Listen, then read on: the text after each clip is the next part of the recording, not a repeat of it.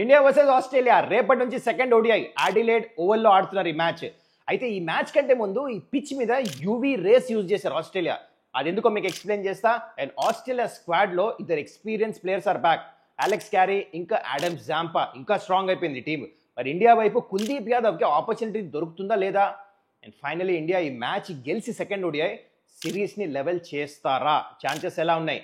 Pitch conditions, playing 11, strengths and weaknesses, everything. And also IPL trade window is on. మరి సంజు శాంసన్ గురించి latest news, everything in this video.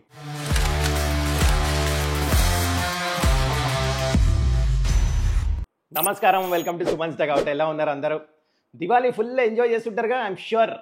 I also had my fun. In fact mummy ఎన్ని స్వీట్లు పెట్టేసిందంటే 2 కిలోలు minimum. కూడా T shirt tight అయిపోయింది. అయినా festivals ఉన్నాయి, enjoy చేస్తాను కదా. ఎనీవేస్, మీరు ఎట్లా ఎంజాయ్ చేశారు దివాళీ? కింద కమెంట్ చేయండి. I look in to each and every comment.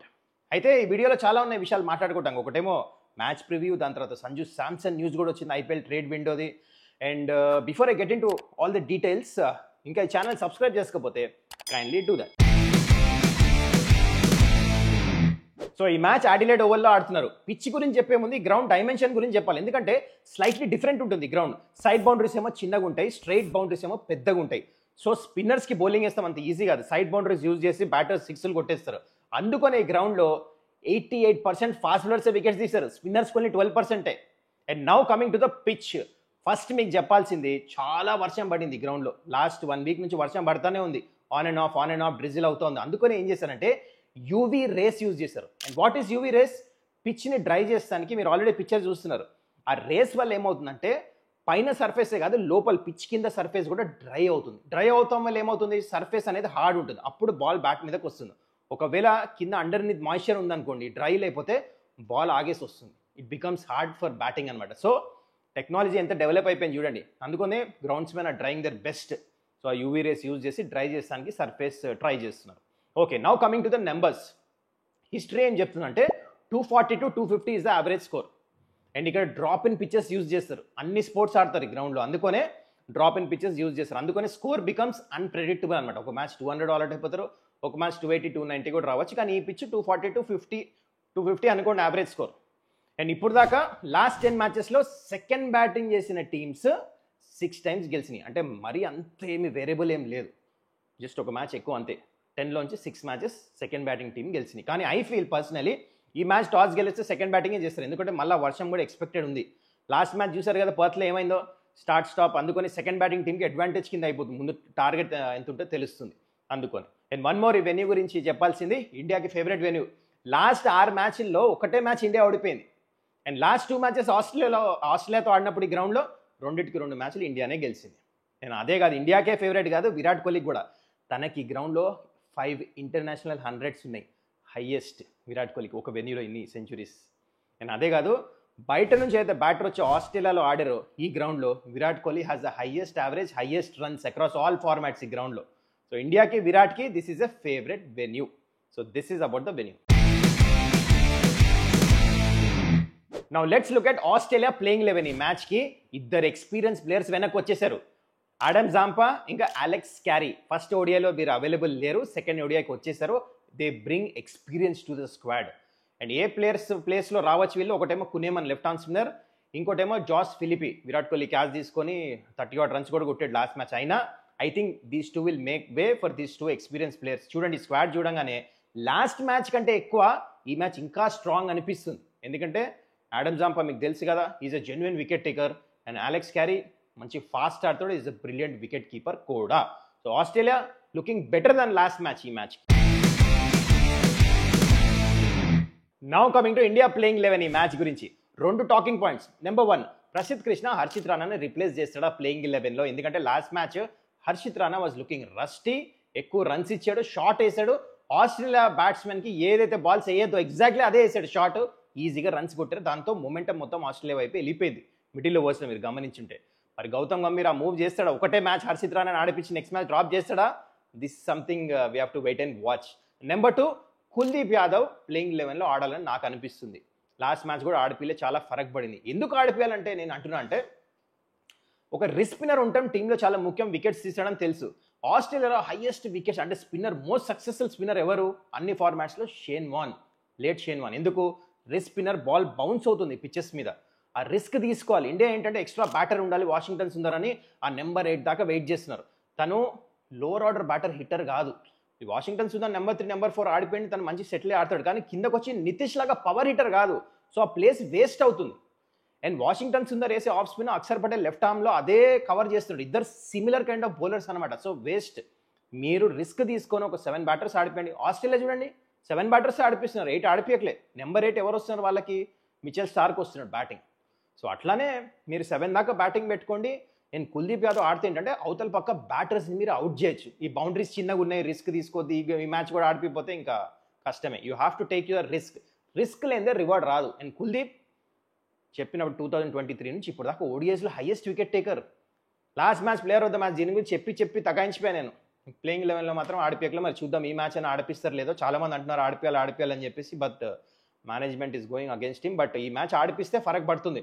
Mitch Marsh వాళ్ళ మెయిన్ బ్యాటర్ బ్యాటింగ్ లైనప్లో ఆల్సో స్ట్రగుల్స్ అగేన్స్ట్ రిస్పిన్. ఆ నెంబర్స్ కూడా అట్లానే ఉన్నాయి. సో అది నా ప్లేయింగ్ 11 మీరు స్క్రీన్ మీద ఆల్రెడీ చూస్తున్నారు. మరి మీ ప్లేయింగ్ 11 ఏంటి కింద కామెంట్ చేయండి ఈ మ్యాచ్ గురించి. ఇప్పుడు మనం స్ట్రెంత్ అండ్ వీక్నెసెస్ మాట్లాడదాం ఆస్ట్రేలియా ఇంకా ఇండియా గురించి. Come on, let's get into it. Australia strength ఏంటో మీకు ఆల్రెడీ తెలుసు. Mitchell Starc and Hazlewood. Last మ్యాచ్లో చూసాం పవర్ ప్లేలో ఎట్లయితే వేసారో, ఈ గ్రౌండ్లో కూడా మనం ఆల్రెడీ మాట్లాడుకున్నాం. 88% ఫాస్ట్ బౌలర్స్కి వికెట్స్ వస్తాయి. ఇక్కడ కూడా బౌన్స్ ఉంటుంది. ఇంకా వాళ్ళ గేమ్ ప్లాన్ ఏముంటుందంటే లాస్ట్ మ్యాచ్ లాగే out side off stump test match line వేస్తారు. పిచ్లో బౌన్స్ ఉంటుంది, మూమెంట్ ఉంటుంది, ఎస్పెషల్లీ వర్షం కూడా పడేస్తుంది కదా, మాయిశ్చర్ ఉంటాయి కొంచెం, ఎంత యూవీ రేస్ పెట్టినా. సో అదే యూజ్ చేస్తారు. టెస్ట్ మ్యాచ్ 2 స్లిప్పులు పెట్టి అటాక్ చేస్తారు. Biggest strength. మళ్ళీ వికెట్స్ పడిన ఆ పవర్ ప్లేలో ఇండియా కష్టమైపోతుంది. అండ్ ఆల్సో ఆడమ్ జాంపా ఈ మ్యాచ్ ఆడచ్చు ప్లేయింగ్ 11లో. తను కూడా మిడిల్ ఓవర్స్లో ఆ గూగ్లీస్ వేసి స్టంప్స్ మీద వేస్తాడు ఎల్బిడబ్ల్యూకి. ఎందుకంటే విరాట్ పైన తన రికార్డ్ మంచిగా ఉంది ఆడమ్ జాంపా. సో అదొకటి టు వాచ్ అవుట్ స్ట్రెంత్ అది ఆస్ట్రేలియాకి. అండ్ బ్యాటింగ్కి వచ్చేస్తే మాత్రం సూపర్ ఫామ్లో ఉన్నాడు వాళ్ళ కెప్టెన్ మిచ్ మార్ష్. చూసాము లాస్ట్ మ్యాచ్ ఎట్లయితే కొట్టాడో, కవర్స్ పైంచి 6లు, one of the best shots. చాలా రోజులైంది అలాంటి షాట్స్ చూసి. మంచి రిథంలో ఉన్నాడు అనమాట. ఇంకో స్ట్రెంత్ వచ్చేసి ట్రావిస్ హెడేక్. ఈ గ్రౌండ్లో తన యావరేజ్ 75, ఫేవరెట్ వెన్యూ అంట మొత్తం ఆస్ట్రేలియాలో. సో ఇక్కడ బాగా రన్స్ కొడుతూ ఉంటాడు. సో అదొక బిగ్గెస్ట్ స్ట్రెంత్. ఆస్ట్రేలియా వీక్నెస్ విషయానికి వచ్చేస్తే వాళ్ళ మిడిల్ ఆర్డర్ బ్యాటింగ్ అనిపిస్తుంది. లాస్ట్ మ్యాచ్ మిచ్ మార్ష్ వాళ్ళ కెప్టెన్ మొత్తం ఆడేసాడు కాబట్టి తెలియలే. దేవర్ యాక్చువల్లీ 40 for 2. అక్కడ ఒక 2 వికెట్లు పడుతుంటే డెఫినెట్లీ ఈ ఇన్ఎక్స్పీరియన్స్ బ్యాటింగ్ లైనప్ అనేది ఎక్స్పోజ్ అయ్యేది. ఈవెన్ దో ఈ మ్యాచ్ అలెక్స్ క్యారీ ప్లేయింగ్ 11లో వస్తాడు వెనక్కి, అయినా they've got some inexperience batting in the middle order. ఇది ఒకటే వీక్నెస్ అనిపిస్తుంది ఆస్ట్రేలియాది. And now talking about India strength batting, without a doubt మొత్తం top 5 batters are India strength. Even though Virat Kohli, Rohit Sharma last match runs కొట్టపోయినా they been training really hard. Outside off stump lines ఏదైతే వేస్తున్నారు Australia, దాన్ని counter చేసానికి full practice చేస్తున్నారు. And ఈ వెన్యూలో కూడా బాగా runs ఉన్నాయి విరాట్ కోహ్లీ. కింద చెప్పినట్టు 5 ఇంటర్నేషనల్ సెంచరీస్ ఉన్నాయి. So he knows how to get runs, especially చేస్ చేస్తున్నప్పుడు ఈజ్ అ బీస్ట్, మనకు తెలుసు. అండ్ రోహిత్ శర్మ కూడా కొంచెం నాకేమనిపించింది అంటే కొంచెం ఓవర్ అగ్రెసివ్ ఆడకుండా ఉంటే బాగుంటుంది ఈ పిచెస్ మీద. ఇండియన్ సబ్ కాంటినెంట్ పిచెస్లో యూ కెన్ గో, కానీ ఇక్కడ బౌన్స్ ఎక్కువ ఉంది, తనకు మ్యాచ్ ప్రాక్టీస్ లేదు. ఇక్కడ యావరేజ్ స్కోర్ వచ్చేసి 250, 300, 350 లేదు. సో కొంచెం టైం తీసుకుంటే దాని తర్వాత రోహిత్ శర్మకి రన్స్ వస్తాయి అనిపిస్తుంది. కేఎల్ రాహుల్ ఎటు ఫామ్లో ఉన్నాడు. అండ్ లాస్ట్ మ్యాచ్ చూడండి గిల్ ఇంకా వైస్ కెప్టెన్ శ్రేయస్ అయ్యర్ చాలా మంచి టచ్లో అనిపించాడు ఆడేంత వరకు. సో అందుకని India batting is definitely strength. And one more strength వచ్చేసి నాకు ఇద్దరు బౌలర్స్, న్యూ బాల్ బౌలర్స్ ఎట్లా వేసారు, సిరాజ్ ఇంకా మన పాజీ హర్షదీప్ నచ్చింది. I think these are the players the strength for India. Weakness వచ్చేసి నాకు మిడిల్ ఓవర్స్లో వికెట్స్ ఎవరు తీస్తారు నాకు అర్థం కావట్లేదు. హర్షిత్ రాణా వాజ్ ఎక్స్పెన్సివ్, అక్షర్ పటేల్ బాగానే చేస్తున్నాడు, కంటైన్ చేస్తున్నాడు, దాని తర్వాత వాషింగ్టన్ సుందర్, వీళ్ళు వికెట్స్ తీసేలాగా కనపడట్లే. ఇది బిగ్గెస్ట్ వీక్ పాయింట్ అనిపిస్తుంది. ఇది కాక మీకు ఇంకేమైనా అనిపిస్తే కింద కమెంట్ చేయండి. So finally it's time for match prediction. అయితే దానికంటే ముందు ఫస్ట్ మనం ఐపీఎల్ ట్రేడ్ విండో స్టార్ట్ అయింది కదా, ఇందాక చెప్పా సంజు శాంసన్ న్యూస్, దాని గురించి డిస్కస్ చేద్దాం. అయితే ఏమైందంటే ఇంతకుముందు మీరు ఈ రూమర్ వినే ఉంటారు, Sanju Samson doesn't want to stay in Rajasthan Royals team అని చెప్పేసి. ఆ రూమర్ నిజమైంది. ఇప్పుడు ఎట్లా న్యూస్ బయటకు వచ్చిందంటే latest news, Rajasthan Royals owner actually send emails to most of the IPL teams. అంటే ఇప్పుడు ఐపీఎల్ ట్రేడ్ విండో ఈ November 15th దాకా ఉందన్నమాట. దాని లోపల ఏంటి, సంజు శాంసన్ మీరు తీసుకోండి, మీ టీం ప్లేయరు మాకు ఒకళ్ళు ఇవ్వండి. సో దీన్ని ట్రేడ్ విండో అంటారు. అట్లా వీ కెన్ ట్రేడ్ ప్లేయర్స్ అనమాట. సో దాంట్లో అన్ని ఐపీఎల్ టీమ్స్కి ఈమెయిల్ పంపించారు రాజస్థాన్ రాయల్ ఓనర్. అయితే దాంట్లో ఫర్ ఎగ్జాంపుల్ సిఎస్కేకి న్యూస్ ఏమొచ్చిందంటే, మీరు రుతురాజ్ గాయక్వాడ్ లేకపోతే జడేజాని మాకు ఇచ్చేసేయండి, మేము సంజు శాంసన్ మీకు ఇస్తామని చెప్పేసి అన్నారంట. అవసరం లేదు అని చెప్పేసి అన్నారంట సిఎస్కే. రైట్ నో ఇది ఇప్పుడు ఇక్కడ దాకా ఇన్ఫర్మేషన్ వచ్చింది. మొత్తానికి ఇది మాత్రం క్లారిటీ ఏంటంటే సంజు శాంసన్ మీరు బహుశా ఆప్షన్లో కూడా చూడరేమో, ఎందుకంటే ముందే ఏదో టీంకి వెళ్ళిపోతాడు. యూ నెవర్ నో, ఎస్ఆర్హెచ్కి కూడా రావచ్చేమో. They can trade with someone like Ishan Kishan. You never know, anything might happen. అలా అవ్వాలని అనుకుంటున్నారు. If you're SRH fan, what you say కింద కమెంట్ చేయండి. మొత్తానికి this is about the IPL trade window. And now coming to match prediction. నాకు అనిపిస్తుంది ఈ match India Australia second ఓడియాలో, బికాజ్ బాగా వర్షం పడి మిచ్లో మాయిశ్చర్ ఉండొచ్చు, even though UV rays use చేసిన, టాస్ ఎవరు గెలుస్తారో నాకు సెకండ్ బ్యాటింగ్ వాళ్ళే చేస్తారనిపిస్తుంది, చేస్. అండ్ ఆ టీమే ఈ మ్యాచ్ గెలుస్తుంది అనిపిస్తుంది. So toss becomes very crucial.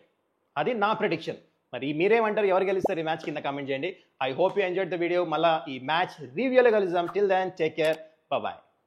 ఇంకా ఛానల్ సబ్స్క్రైబ్ చేసుకోకపోతే కైండ్లీ డూ దట్.